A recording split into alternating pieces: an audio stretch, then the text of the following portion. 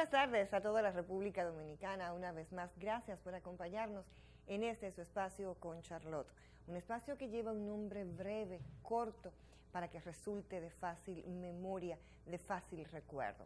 Estamos en vivo gracias a la señal que nos permite Cinevisión Canal 19 y a través del Facebook tenemos el live streaming que nos puedes seguir en nuestra dirección. Soy Mildred Charlotte y te doy la más cordial de todas las bienvenidas.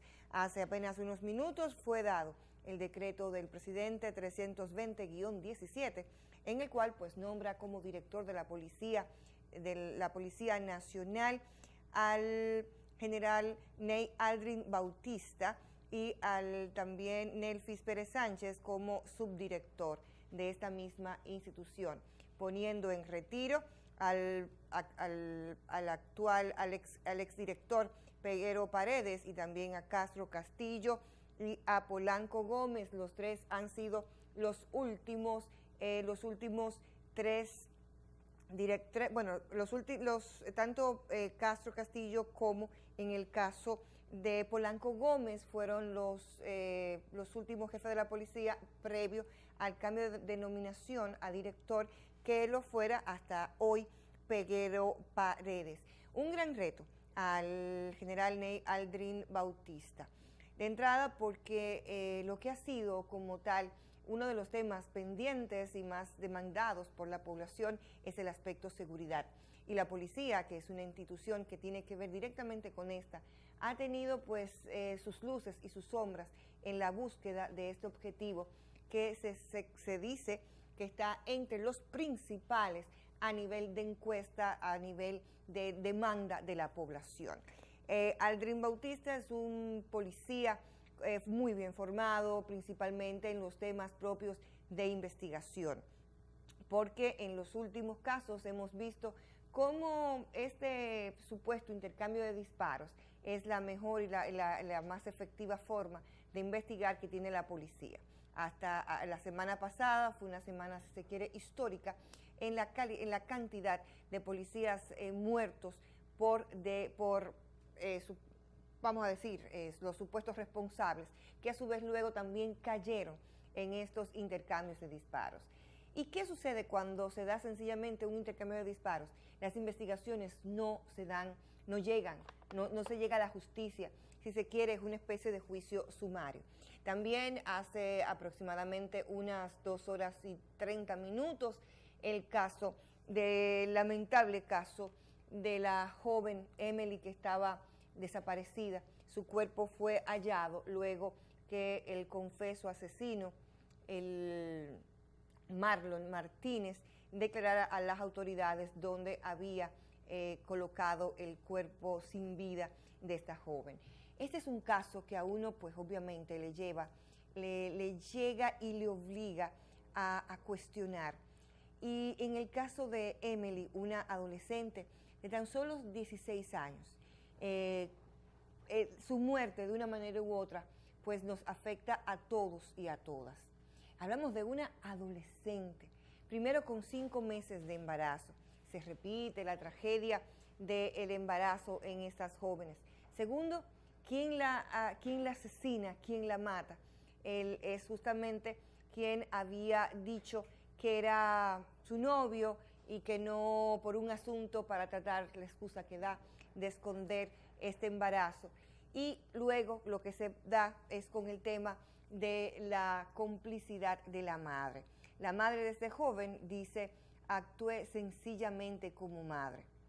Y esto me recuerda una de las frases de una de mis películas favoritas, que es justamente el gladiador. El gladiador, el emperador, tiene un hijo y este hijo pues no heredó las bondades, las cualidades del padre. Y el padre le dice: tus errores como hijo, de una forma u otra, son mis errores en tu crianza. El hecho mismo, ninguna madre está preparada para ver un hijo en la cárcel, pero de ahí a usted apoyarle, de ahí usted tratar de borrar evidencias, eso le hace a usted tan responsable y tan culpable. Creo que es un caso que nos lleva a todos y a todas a una profunda reflexión.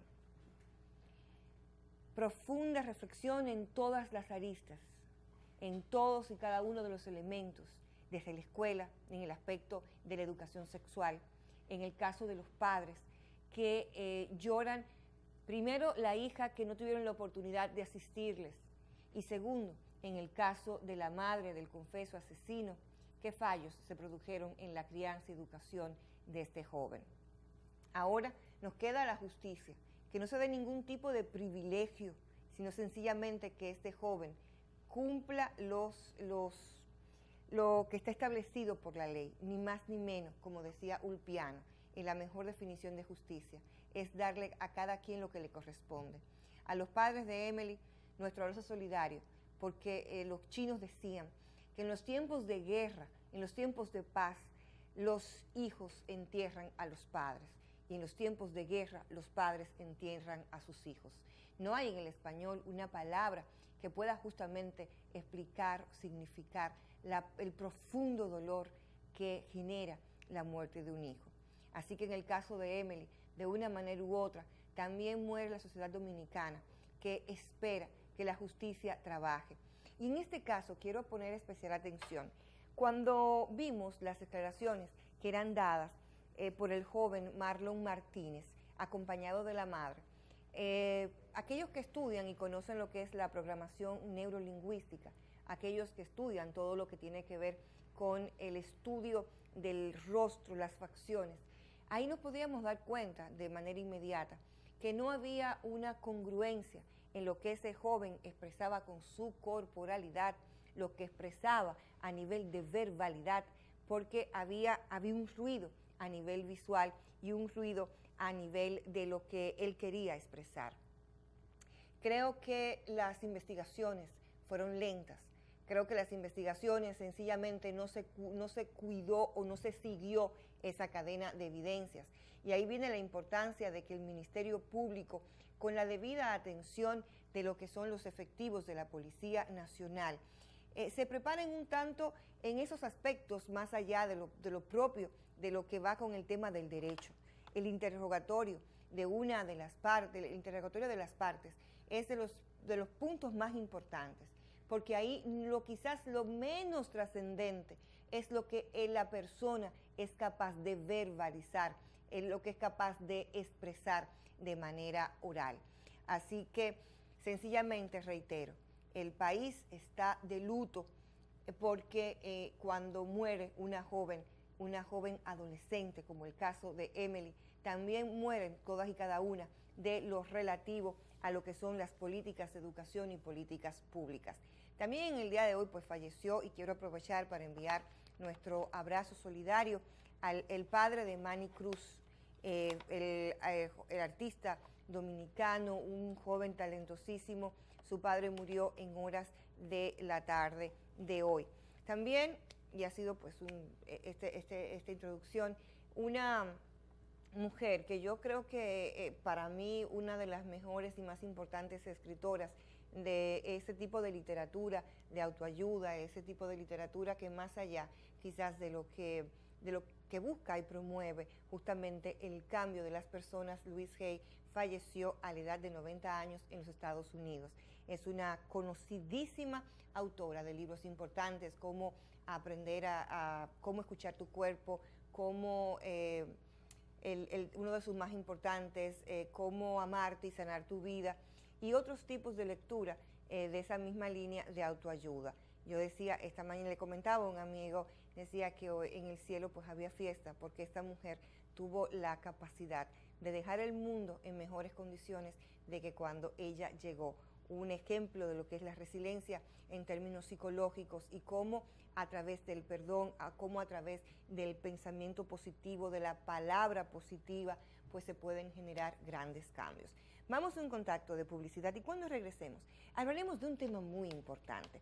Vamos a tener la oportunidad de conversar con el doctor Diógenes Vilorio, quien es neurólogo y también epileptólogo. Estaremos hablando de epilepsia y lo más importante, luego de profundizar en torno a esta enfermedad, cuáles buenas nuevas hay en cuanto al tratamiento y en cuanto a la oportunidad de que las personas que tengan esta enfermedad pues puedan tener una vida normal y llegar, y él nos dirá si es posible curarse.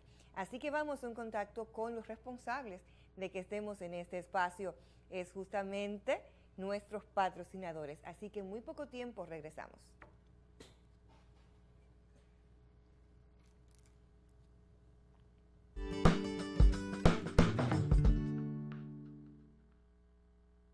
La jornada escolar extendida, asumida por el gobierno dominicano como una política de Estado, está generando una verdadera transformación del sistema educativo con beneficios para la familia y la comunidad.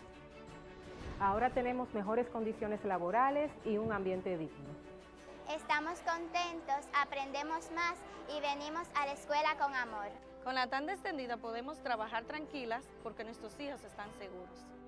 Ya suman más de 1.100.000 estudiantes que disfrutan en más de 15.000 nuevas aulas donde reciben docencia hasta las 4 de la tarde, con desayuno, almuerzo, merienda y materiales didácticos gratuitos. La finalidad es tener un sistema cabalmente incluyente y con calidad, pues como enarbola la revolución educativa del presidente Danilo Medina, la educación es el otro nombre de la libertad. Por la calidad integral del sistema educativo. Ministerio de Educación. ¿Con quién cuentas para tu futuro? En el año 2001 se promulgó la Ley 8701 de la Seguridad Social, creándose la Superintendencia de Pensiones SIPEN, entidad oficial que vela por el otorgamiento oportuno de los beneficios que te garantizan a ti y a tu familia el seguro de vejez, discapacidad y sobrevivencia, como compensación a los aportes que mensualmente realizas a través de tu empleador.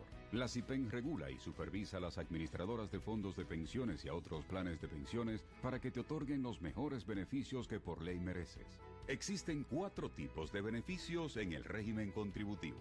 La SIPEN protege tus derechos como afiliado, garantizando la solvencia y eficiencia del sistema, manteniendo la transparencia del mercado. Conoce más en nuestra web, donde podrás tener acceso a las aplicaciones, consultas a tu AFP, calcula tu pensión y el estado de tu cuenta. Entonces, ¿con quién cuentas para tu futuro? Cuentas con toda una estructura que cada día trabaja por ti.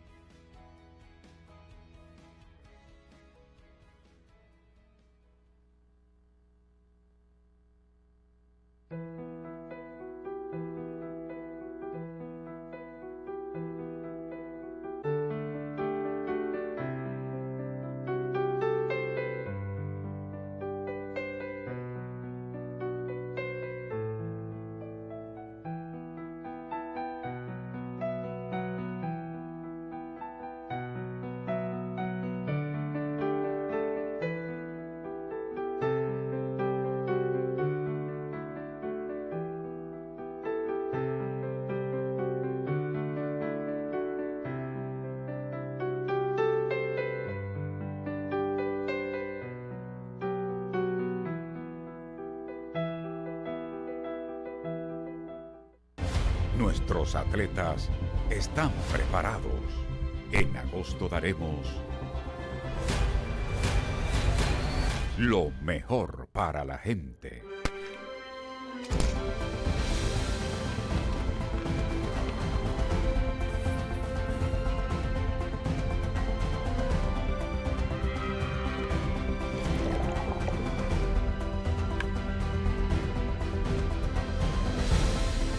Juegos Municipales Santo Domingo Este 2017. Invita Ayuntamiento de Santo Domingo Este.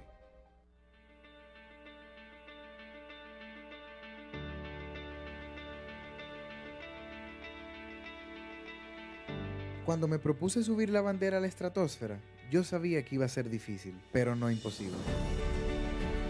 Solo era cuestión de nosotros hacer el esfuerzo y ponernos para eso. En los momentos difíciles siempre aparecía alguien que nos motivaba a seguir adelante. Esa idea de llevar la bandera a lo más alto se convirtió en el compromiso de todos.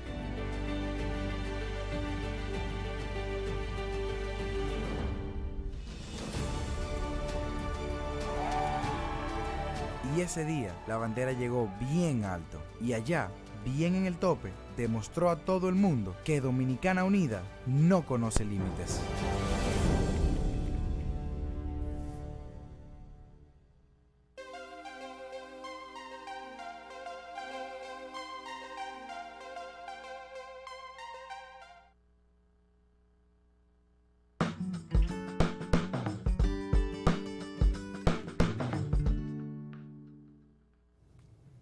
Tal como habíamos anunciado, es con nosotros el doctor Diógenes Viloria. Santos Viloria nos acompaña en esta tarde, en este espacio. Sea usted bienvenido, doctor. Buenas noches. Doctor Santos, a nuestro espacio. Gracias por la invitación, porque yo siempre digo que cuando me invitan a programas que son muy vistos como este, es un medio de comunicarse con la gente para que conozca más de esta enfermedad que obviamente afecta a una gran parte de la población.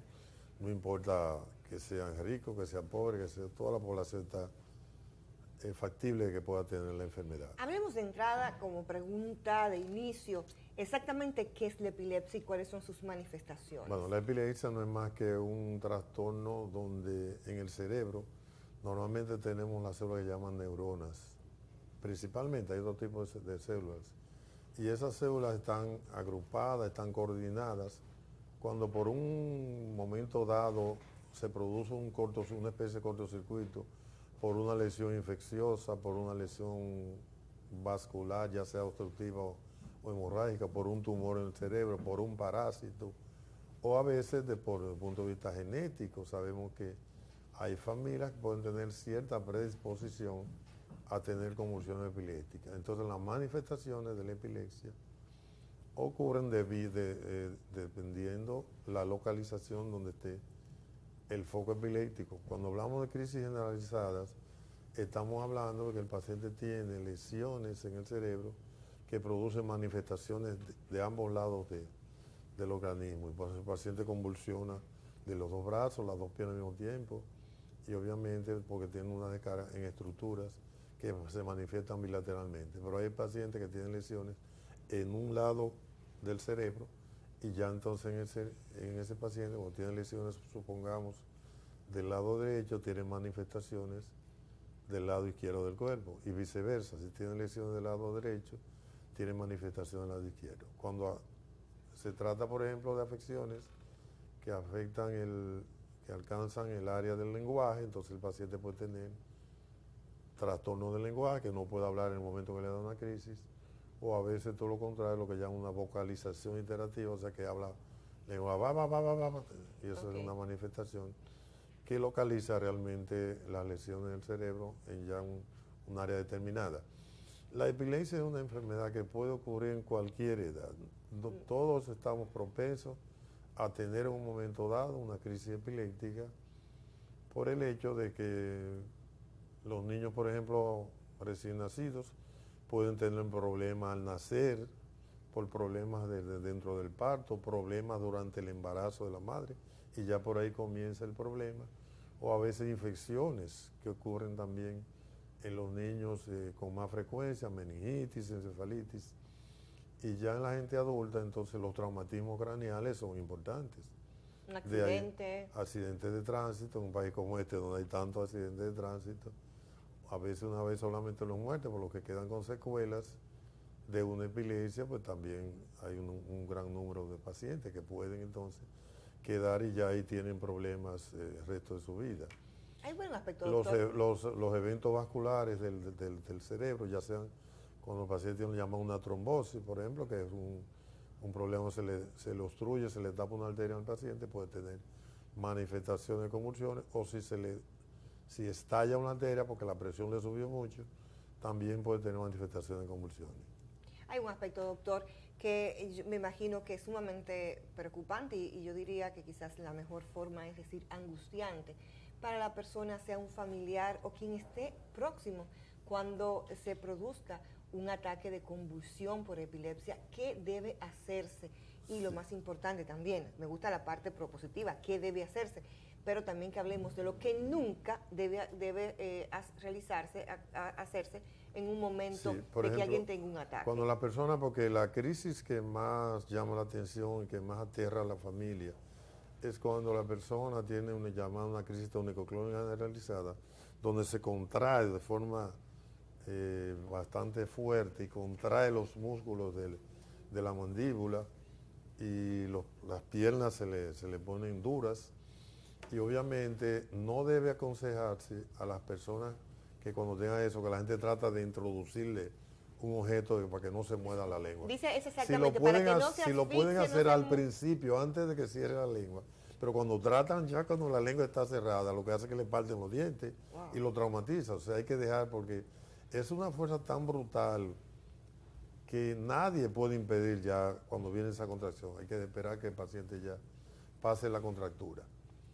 Otra cosa, cuando el paciente está en plena crisis, ponerlo, acostarlo de lado, porque si por ahí el paciente había almorzado, había comido, obviamente pues ya puede vomitar y entonces los vómitos se le pueden ir a los pulmones, entonces ya complica la situación de que entonces ya el paciente, además de tener el problema de la epilepsia, tiene una pulmonía que a veces se ve. Las contracturas que hace el paciente a veces espontáneamente pueden producir luxaciones de la clavícula, los ha visto, a veces hasta fracturas, y ya una vez que sucede, interviene entonces el ortopedista para ya corregir el problema. Pero no tratar de detener una crisis ya cuando está en plena crisis, sino ponerlo de lado al paciente, acostar en una superficie que no se golpee con algo fuerte, un vidrio, algo que pueda ser contundente. Esas son las medidas que debe hacer, pero ya esperar que la crisis pase. Si al paciente le da una sola crisis, no hay que volverse loco y eso. Pero si ya le da una o dos crisis, entonces obviamente una segunda crisis hay que llevarlo a una emergencia, donde obviamente el médico que está en la emergencia de ese centro hospitalario debe saber entonces exactamente qué debe inyectarle al paciente para evitar que el paciente haga otra crisis. Aunque tengo que confesar que a pesar que hemos diseñado un manual, parece mentira que todavía hay muchos centros donde le ponen cosas como que va un poquito en contra de lo que uno quisiera que se haga, pero son cosas que escapan a veces, porque diseñamos un manual hace 2 años, justamente lo estamos revisando ahora, y lo vamos a presentar ahora en España, en Barcelona. Se nos pidió que lo lleváramos para discutirlo con otro manual de otros países, para ver si ese manual se puede diseñar como un manual de ejemplo para Latinoamérica entera. Qué interesante. Que entonces tengamos una sola... Hay un tema, doctor Santos, y es el relativo a, después que la persona ya hace un debut con una primera crisis, ya se puede diagnosticar como epiléptico. Bueno, oye bien, es una pregunta muy interesante. Parece que tú eres médico, no sé. Es una médico frustrada, una médico frustrada. Te empapaste bien del tema para preguntarme. Pero lo cierto es que la definición hasta hace poco era que si una persona le da una crisis, no puede decir que tiene epilepsia. Si le dan 2 o más crisis, entonces podemos decir este paciente sufre epilepsia.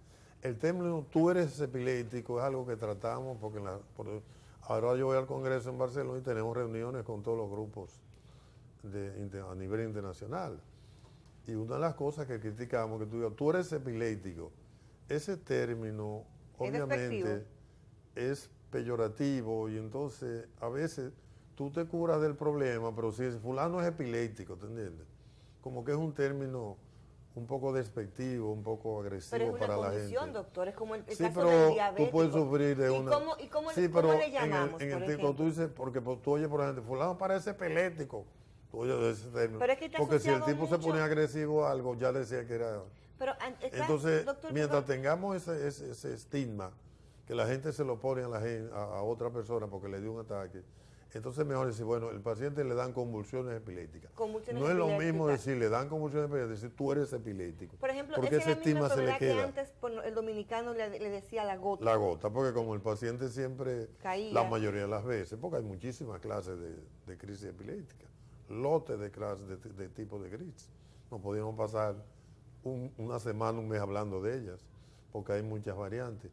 Y de hecho hay crisis a veces que, como especialista, que uno puede a veces hacer los diagnósticos, porque a veces el paciente tiene manifestaciones psiquiátricas que uno piensa, bueno, este paciente es un psiquiatra que debe verlo.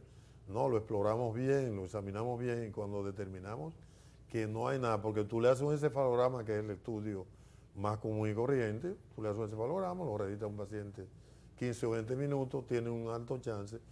En las estadísticas normales, se dice que un 40 o 50% de los encefalogramas que tú le haces al paciente, que es el diagnóstico el estudio más que precisa más el diagnóstico, dan normales. Entonces, si te da normal, tú no puedes decir, no tiene epilepsia. Ahí es donde hay que sacar, como decía un viejo profesor mío, del meollo. Hay que ver de qué manera. Entonces ya hay otras maneras de identificar las descargas epilépticas, como son, uno le dice al paciente, bueno, debe hacerse registro diciéndole a los familiares que ese paciente lo acuesten lo más tarde posible. Si se lo voy a hacer poner por mañana en el estudio, digo, esta noche lo acuesta lo más tarde posible y lo levanta lo más temprano. Ahí el cerebro se excita más y entonces puede lograr las descargas epilépticas que no pude lograr en un estudio común y corriente. Hoy en día practicamos mucho lo que se llama el videoencefalograma. Lo hacemos por 2 horas, por 3, por 4, por 8, por 10, por 12, por 24. Y eso nos permite hacer un diagnóstico más preciso. Porque ya hoy en día vivimos lo que se llama la medicina basada en evidencia. Yo sospecho que tú tienes epilepsia y yo no puedo alegremente darte una diagnóstico de epilepsia si no tengo un margen de seguridad amplio de que sea eso. Hablemos en esa parte del tema de la diagnosis, de cómo encontramos todas esas evidencias que nos permiten llegar a un diagnóstico eficiente y eficaz. Lo que es ya el sistema de cobertura de los seguros médicos en República Dominicana. Es un grave problema. ¿Qué tanto pues apoyan hay una gran a este discriminación de todas las compañías de seguros que cuando un paciente sufre crisis epiléptica ya no lo quieren cubrir. Hay estudios que lo cubren, hay otros que no. Pero realmente hay una gran discriminación. Yo me siento como dirigente del Club de Epilepsia, que es un club que agrupa varios medios, la mayoría de los neurólogos del país, donde tratamos de ayudar a los pacientes epilépticos, pero obviamente nos sentimos un poco atados cuando vemos que las compañías de seguro discriminan al paciente que sufre de epilepsia y no lo quieren cubrir los exámenes, los estudios. Por ejemplo, nosotros hacemos un estudio en CEDIMA, estamos practicando un estudio allá que se llama SPECT cerebral, un estudio muy bueno que nos puede ayudar a detectar un foco epiléptico, sobre todo desde el punto de vista cuando el paciente puede necesitar cirugía. Y obviamente los seguros lo discriminan, no lo cubren. Los pacientes tienen que pagar su dinero. Y así varios estudios. La misma cirugía de epilepsia, nosotros hacemos cirugía de epilepsia aquí, el doctor Vidó la practica, tenemos un grupo, pero es una odisea bien grande para lograr operar a un paciente. Doctor, hay un aspecto que me hay gustaría... mucho trabajo y eso realmente eso no, y es me que da hay mucha que hacer pena. un llamado a las compañías de seguro, Claro. porque dejar a la suerte a un paciente en un momento determinado con una situación... Y que de las medicaciones. Los costos, los medicamentos que generalmente... La mayoría de ellos muy caros. Son caros. Entonces, doctor, en el caso, y lo voy a poner como ejemplo porque la vida me ha permitido estar cerca de jornaleros. Recuerdo un señor que pasaba frente a nuestra casa y tuvo una crisis, tuvo una convulsión epiléptica. Los medicamentos, después que pase el proceso, ¿es válido que lo ingiera o qué debe hacerse después de? Bueno, el paciente, una vez que se haga un diagnóstico etiológico, porque ya te dije, la epilepsia puede ser causada por muchísimas causas, tumor cerebral, infecciones. Accidentes. Por ejemplo, nosotros hicimos un trabajo de investigación en la zona sur profundo, sobre un parásito que es responsable de una gran cantidad de pacientes en esa zona que tienen lo que llama la neurocisticercosis. Es un trabajo que nosotros hicimos. Nos mudamos allí en la zona sur, a Hondo Valle, toda esa zona. Y yo logré que la Liga Internacional contra la Epilepsia, tengo muy buenas relaciones con ellos, nos dieran los fondos para hacer el estudio. Y si trajimos los pacientes a CEDIMA, le hicimos tomografía, análisis de sangre, análisis de materias fecales, y logramos descubrir que un 30%, la tercera parte de los pacientes que en esa zona le dan ataques de epilepsia, generalmente es causado por el parásito del cerdo. Pero no, lo que ha cambiado en ese aspecto es que siempre, como decía un amigo, le echamos la culpa al pobre cerdito. Pero resulta que hemos visto que el humano transmite la enfermedad mucho más que el cerdo. Y el cerdo a su vez se la transmite al humano. Y te pongo un ejemplo muy característico. En Estados Unidos siempre se decía que el norteamericano que nunca salió de Estados Unidos no podía tener cisticerco por las medidas de higiene, porque es una enfermedad que depende mucho de la parte higiénica. y obviamente allá la carne la meten en un frigorífico, las medidas sanitarias son muy estrictas y allá no existe, o no existía hasta ese punto, la citicercosis. Las personas que tienen citicercosis allá son personas que han venido de otras latitudes, sobre todo de México, que hay muchas citicercosis, de Perú, de Ecuador, de Venezuela, de aquí, y obviamente de repente en la zona de California, de la Baja California, San Diego, esas hay muchos chicanos, muchos mexicanos. Entonces, ¿qué se descubrió después? Entonces resulta que una familia judía comienza a convulsionar y de una vez piensa que tiene un tumor, que tiene una cosa. Y cuando le hacen los exámenes ven que la familia judía lo que tenía, que no consume carne de cerdo, lo que tenía era un citicerco. Evidentemente investigaron y cuando vieron a ver la trabajadora mexicana era que tenía la enfermedad. Si una persona tiene citicerco en la materia fecal, que es donde primero se aloja en el intestino, y va al sanitario, no se lava la mano y te prepara una lechuga o un sándwich, una sanguichera de esa, cuando viene a ver tú, alcanza la enfermedad y es el humano quien te lo transmite. En esa zona sur vemos con mucha frecuencia que la gente en el campo no tiene letrinas, las medidas de higiene no se lava las manos después que va al sanitario, pero tampoco tiene sanitarios adecuados. Entonces esa gente va al monte, hace su necesidad de evacuar allá y sueltan los cerdos, porque los cerdos no lo pueden mantener comiendo alimentos amarrados, porque sale muy costoso. Y el cerdo se come el estiércol de la persona y entonces ahí adquiere la enfermedad. De tal manera que hemos hecho esa primera parte de investigación, donde descubrimos ya que una tercera parte. Lo importante ahora sería hacer un proyecto piloto para que la gente siga consumiendo la carne de cerdo, primero que la cosa bien, porque eso es muy importante, pero al mismo tiempo las medidas de higiene. Y por ejemplo hay un proyecto muy bonito en la zona de Perú y Ecuador, que precisamente Bill Gates dio unos millones larguísimos de dólares, y un médico dominicano trabaja ahí. Hay un peruano que es que más sabe en el mundo de eso, y de repente cuando yo estaba haciendo el trabajo, conozco un dominicano que me dice, mira, donde yo aprendí a conocer la enfermedad fue con usted mismo. Digo, ¿cómo? Qué bien. Dice, mira, nosotros hacíamos una jornada en el hospital Aybar y una vez hicimos unas autopsias y descubrimos que varios pacientes tenían la enfermedad. Qué interesante. Vamos ahora, con su permiso, doctora, a un contacto con nuestros auspiciadores.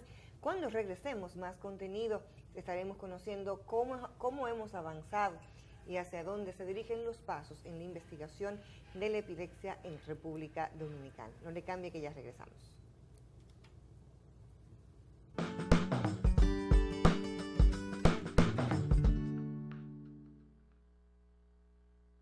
¿Con quién cuentas para tu futuro? En el año 2001 se promulgó la Ley 8701 de la Seguridad Social, creándose la Superintendencia de Pensiones SIPEN, entidad oficial que vela por el otorgamiento oportuno de los beneficios que te garantizan a ti y a tu familia el seguro de vejez, discapacidad y sobrevivencia, como compensación a los aportes que mensualmente realizas a través de tu empleador. La SIPEN regula y supervisa a las administradoras de fondos de pensiones y a otros planes de pensiones para que te otorguen los mejores beneficios que por ley mereces. Existen 4 tipos de beneficios en el régimen contributivo. La SIPEN protege tus derechos como afiliado, garantizando la solvencia y eficiencia del sistema, manteniendo la transparencia del mercado. Conoce más en nuestra web, donde podrás tener acceso a las aplicaciones, consultas a tu AFP, calcula tu pensión y el estado de tu cuenta. Entonces, ¿con quién cuentas para tu futuro? Cuentas con toda una estructura que cada día trabaja por ti.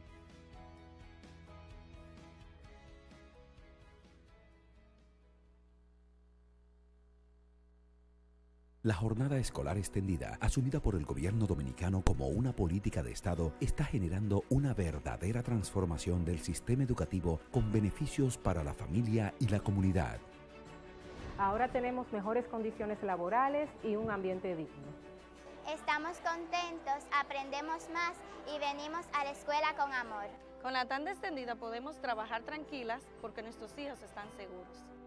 ya suman más de 1.100.000 estudiantes que disfrutan en más de 15.000 nuevas aulas donde reciben docencia hasta las 4 de la tarde, con desayuno, almuerzo, merienda y materiales didácticos gratuitos. La finalidad es tener un sistema cabalmente incluyente y con calidad, pues como enarbola la revolución educativa del presidente Danilo Medina, la educación es el otro nombre de la libertad. Por la calidad integral del sistema educativo. Ministerio de Educación. Nuestros atletas están preparados. En agosto daremos lo mejor para la gente.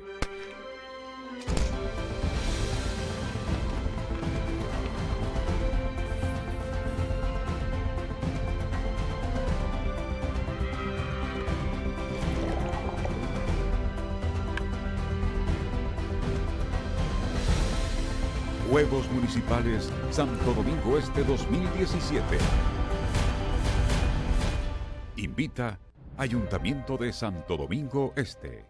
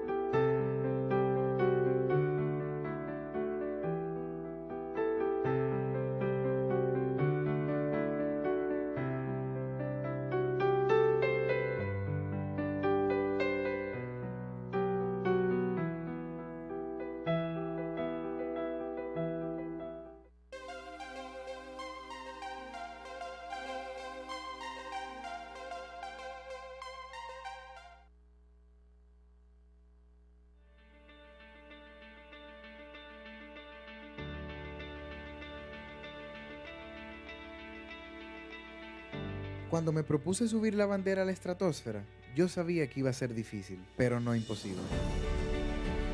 Solo era cuestión de nosotros hacer el esfuerzo y ponernos para eso.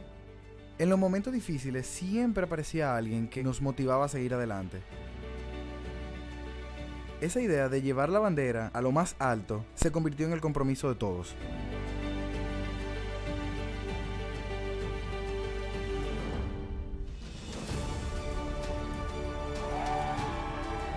Y ese día la bandera llegó bien alto y allá, bien en el tope, demostró a todo el mundo que Dominicana Unida no conoce límites.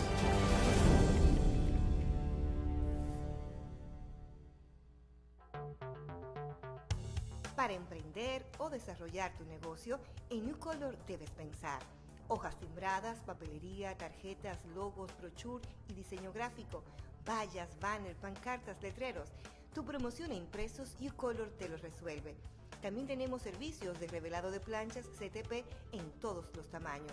Entérate de nuestras ofertas llamándonos a nuestros teléfonos 809-333-5775 y en Nueva York al teléfono 347-622-8862. Ucolor te lo resuelve. 12.007 víctimas de tránsito fueron registradas en el año 2014. Sin que aún se establezca un régimen de consecuencias en materia de seguridad vial en la República Dominicana. Esto conlleva un alto costo económico y emocional. 12.007 razones para que nuestros dirigentes enfrenten con voluntad y responsabilidad esta epidemia que parece indetenible. La solución no es contar víctimas y lamentarnos. República Dominicana, usa el cinturón de seguridad por una seguridad vial sostenible como objetivo país. Fundarred, Sistema Nacional de Resolución de Conflictos de la Procuraduría General de la República, PTV, Vehículos en la Radio y esta emisora.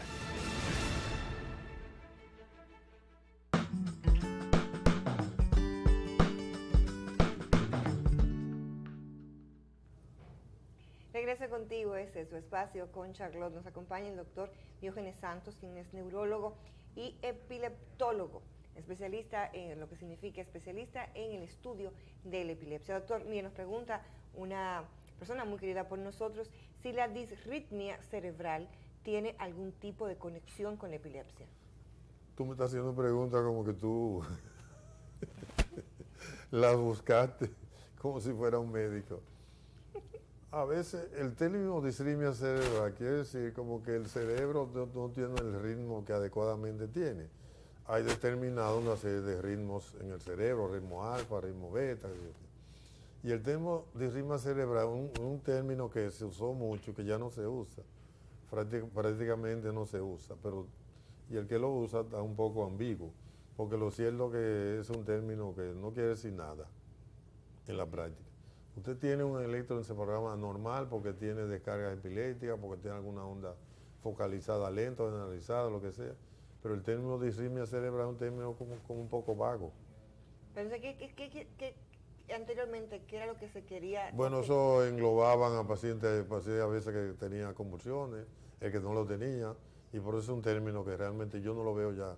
No se usa en esa consulta. No. Doctor, hablemos de un aspecto que ha ido muy ligado a lo que es la epilepsia, que es lo que decíamos, lo tocamos un tantito al principio, el aspecto peyorativo, el aspecto de la discriminación.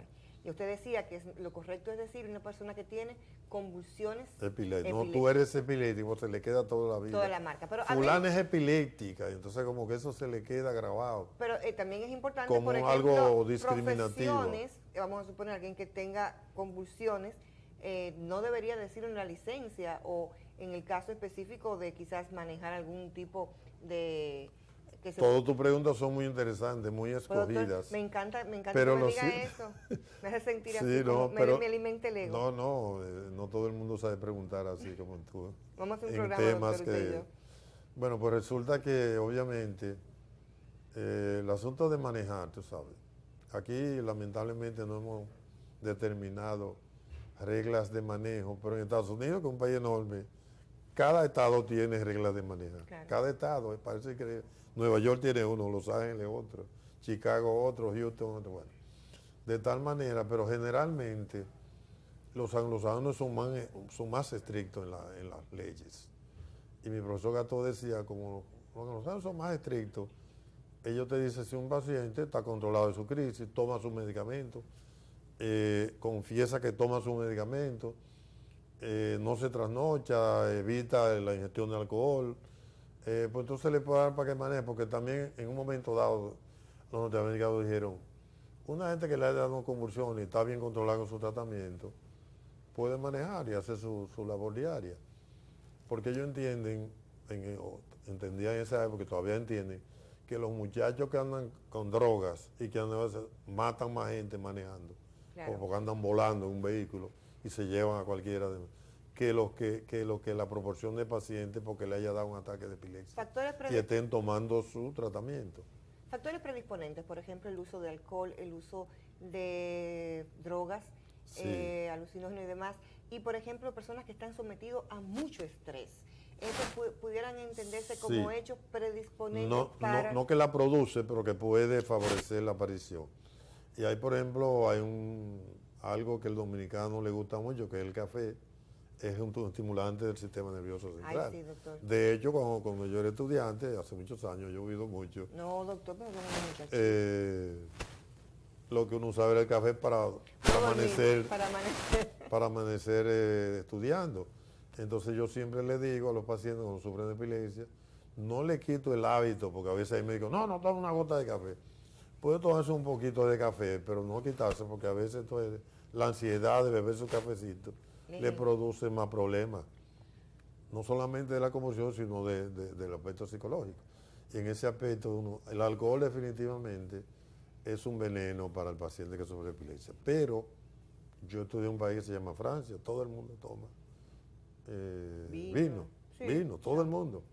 Si tú le quitas a un francés el vino, ellos dicen, una comida con vino es como un día sin sol. Porque ellos desde pequeños toman el vino. Que es un alimento. Entonces, obviamente yo le digo a la gente, bueno, si usted deme chance a controlarle su problema si es que pueda, porque a veces hay epilepsias llamadas resistentes al tratamiento, que además pasar del tratamiento medicamentosos siguen convulsionando. Esos son los casos que yo veo mayormente, porque el que resuelve el problema con una pastillita, ese no me lo envían a mí. Siempre me mandan los casos más difíciles. De tal manera que esos son los pacientes que hay que explorar exhaustivamente, a ver si tienen una lesión que no es fácilmente descubierta y que tienen que hacer. En este país es un país pobre, pero obviamente, por ejemplo, nosotros tenemos una resonancia de 3 Tesla, que a principios de este año vino una muchacha joven, que está, bueno, sí, muchacha joven, que está casada con un dominicano, hijo de un médico amigo mío. Me dijo, mire, ella quiere dar una conferencia para el grupo del Club de Epilepsia que yo dirijo, junto con el doctor Cilié y otra gente. Y me dice, yo le dije, no, está bien, no hay problema, ella da su conferencia. Y cuando yo le veo que ella está hablando del uso de la resonancia magnética, que es un elemento muy importante para los pacientes con epilepsia, mucho mayor que la tomografía. Y ella me dice, no, nosotros no tenemos 3 Tesla en Madrid. Digo, pero aquí tenemos. Qué bien, enhorabuena. Enhorabuena. Doctor, un aspecto. Hablemos de grandes personalidades, de diferentes ámbitos de la historia que han sido diagnosticados como pacientes con convulsiones. Podemos comenzar, a veces los religiosos, muy religiosos, no les gusta que hablen de esa parte, pero San Pablo sufrió de epilepsia, ¿tú lo sabías? Cuando se hablaba de esos trances que tenía... No, porque oye cómo fue la historia, ¿verdad? Saulo de Tarso. Saulo de Tarso era el nombre de él antes de convertirse al cristianismo. Él perseguía a los cristianos y los mataba, los metía presos y era un verdugo. Hasta que un día él va en su caballo, según cuenta la misma Biblia, y ahí entonces le da un mareo y se cae al suelo inconsciente y oyó unas voces, fue una alucinación que tuvo, donde le decía, Saulo, ¿por qué me persigue? Y entonces ahí viene la historia donde se convierte al cristianismo. Pero fue una crisis epiléptica que le dio. Algunos muy religiosos, rayé, no quieren aceptar eso. El otro conocimiento que tenemos de probablemente, y no te estoy hablando yo soy un neófito, diríamos, pero los grandes epileptólogos del mundo siempre han mencionado también otro pasaje donde Jesucristo le lleva a un joven que tenía los demonios. Y el que tenía epilepsia le decía que tenía los demonios en esa época, en esa parte de la vida. Y él lleva al muchacho que tenía los demonios y Jesucristo se los curó. Y los demonios se los pasó a una manada de cerdos que se fueron por un derrique. Es interesante porque a veces yo me pregunto, bueno, ¿por qué los judíos no comen carne de cerdo? ¿Será por eso? Yo no tengo la evidencia de eso. Okay. Entonces, doctor, ¿cuáles otros personajes de la historia han Pero sido personajes, Napoleón, Van Gogh. Que en sus cuadros se habla de que reflejaba. Escritores famosos como Dostoyevsky y Tolstoy. Este personaje que fue el autor de Alicia. El inglés. Alicia en el País de las Maravillas. Sí, y mucha gente interesante. Julio César, el emperador, y el que inventó la dinamita. Nobel. Alfred Nobel. Una cantidad de gente importantísima. Y hasta Juana de Arco sufrió de epilepsia también. Que la culparon de bruja, de que estaba poseída por el tema de los demonios. Y Julio César, por ejemplo, cuando le daban los ataques lo escondían porque tenía los demonios y lo escondían. Yo pienso que muy probablemente, viendo un poco la historia, porque tuvo una epilepsia de larga evolución y decía que tenía un tumor, parece que tenía un tumor benigno. Y entonces un tono de la evolución, como no se operaba y eso, pues se murió. Pero doctor, hay un aspecto, y así como que comienzo a unir Tolstoy, Albert Einstein también fue epiléptico. Bueno, una vez decían que una teoría que luego se cayó, que los que tenían epilepsia... ¿Eran todos inteligentes? Eran supergenios. Eso es lo que iba justamente a decir, o sea, todo lo que hemos mencionado han sido y entonces la teoría decía que eso pues se cayó, porque el área donde convulsiona el paciente es un área, diríamos en el argot, un poco muerta, en cierto sentido, la célula, y que esa parte que se muere entonces hacía que se desarrollaran entonces áreas del cerebro, porque tú sabes que nosotros utilizamos un área ínfima del cerebro. A un tipo como Albert Einstein usaba, igual que todo el mundo, un porcentaje muy ínfimo del cerebro. Pero eso se da cerca del área del lenguaje, del área, lo que es donde están se producen las desconexiones, ¿no? No, se el produce en movimiento. toda la corteza. En toda la corteza. Ahora, hay una parte de la corteza del cerebro que es la parte anterior, aquí que es mucho más epileptógena, porque ahí es donde están las células piramidales, que son las más epileptógenas, la que tiene que ver con tu fuerza, así como tú pierdes la fuerza cuando te da una trombosis, una hemorragia, así también convulsiona cuando tiene una irritación X que te produzca una hipersincronía de esas células. Hablemos del Club de la Epilepsia de República Dominicana. ¿Cuáles son los alcances? Y, por ejemplo, la labor que tiene que ver mucho con la orientación. De manera Nosotros hemos trabajado mucho en la familia. orientación. Básicamente, pues tú sabes bien que antes había muchos tabúes con la epilepsia y la gente pensaba que si la saliva de un epiléptico, usted le ponía un dedo o algo, se le pega el control.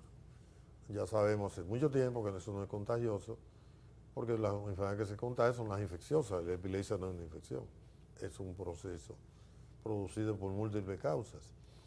Y obviamente durante esos programas logramos muchas cosas y llevar también a los pueblos información a los médicos. Los médicos siempre están ávidos de saber exactamente qué deben hacer, porque muchos de ellos no han tenido la instrucción suficiente y es una de las cosas que el club hace, ¿no?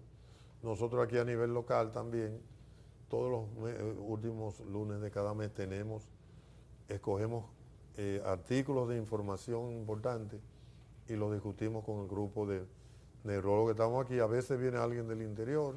¿Solo son neurólogos los que se reúnen en el Club de la Epilepsia? Y algunos neurocirujanos que les interesa, algunos psiquiatras, porque después de todo la epilepsia es un manejo que puede ser del psiquiatra. ¿Quién lo aborda? ¿Quién aborda? ¿Quién trata? El neurólogo es la persona debe, que debe conocer mejor el proceso.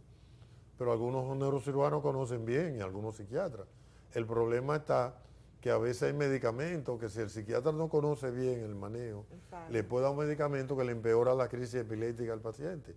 Y viceversa, el neurólogo darle un medicamento que le empeora los trastornos psiquiátricos al paciente. Hay un aspecto, doctor, que me gustaría tratar en el caso de una mujer epiléptica o con esa condición médica en el embarazo. ¿Qué debe hacer? Oye, pero todo lo tuyo es pura bomba. Pero es realmente muy importante, muy interesante, porque y es un tema en el manual que estamos diciendo, ya lo habíamos hecho y ahora lo estamos haciendo de manera. En regla general, las mujeres que sufren de epilepsia y salen embarazadas, la mayoría de los medicamentos le hacen daño a la criatura en los primeros 3 meses que se forma la criatura, y en esos primeros meses hay que tener mucho cuidado al uso de medicamentos. Hay 2 medicamentos que son los que menos producen, que es la motrigina y la otra es el levetiracetam, que hay varios productos que tienen ese nombre. Y en tercer lugar está el de la carbazepina. Pero después el ácido valproico es un veneno enorme. De hecho, a veces hay niños que cuando nacen mujeres embarazadas que toman eso, nacen con deformidades en la columna, en la cabeza, en el corazón, en muchísimos sitios. De tal manera que siempre aconsejamos, y de hecho yo recibo a veces pacientes que el ginecólogo, el obstetra, advierte y lo manda a tiempo, porque a veces me mandan el paciente ya después tiene 5 o 6 meses. En tan solo segundos, porque el tiempo se nos agota, en el caso de una persona que practique deporte, en el caso de una persona que esté sometido a calor, por ejemplo, un jugador de béisbol, un jugador de tenis, ¿qué debe hacer si es epiléptico? No, yo no le prohíbo nada. Por ejemplo, una gente, si está controlado de su crisis, yo te digo piches que han llegado a esta grande liga, y yo le he dicho, no, si tú tienes tu cosa controlada, cuídate del alcohol, de la bebida, la otra noche, para que no te vaya a una crisis, entonces ya hay problema. Pero realmente uno no debe de ponerle muchas trabas al paciente que sufre epilepsia. Tensa más. Debemos tratar de manejarlo con una persona normal, igual que todo el mundo, hasta donde se puede. Por ejemplo, yo le aconsejo que haga natación, pero puede ir a la playa, puede ir a una piscina con su familia. Sí. De hecho, si tú tienes un niño que no sufre de epilepsia, tú lo dejas solo. Jamás. En una piscina. Doctor, qué inmenso placer haberle recibido en este espacio. El placer ha sido mío. De verdad. Siempre falta tiempo para hablar de muchísimas cosas. Claro, lo que nos obliga a que a su retorno de Barcelona hablemos de tantas cosas nuevas que usted va a socializar y va a traer. A ustedes, amigos, gracias por acompañarnos en su espacio con Charlotte. La promesa del próximo miércoles reencontrarnos en otra entrega de este espacio. Si eres una persona joven, puedes ponerlo, vamos a decir, nativo digital, ponlo en tu iPad, en tu iPhone, como gustes. Y si no eres un migrante digital, pues ponlo en tu agenda. Lo importante es que recuerdes que el próximo miércoles de 7 a 8 tienes una cita con Charlotte. Feliz resto de la noche. Pues es un tema que me fascina mucho, pero al mismo tiempo es amplio.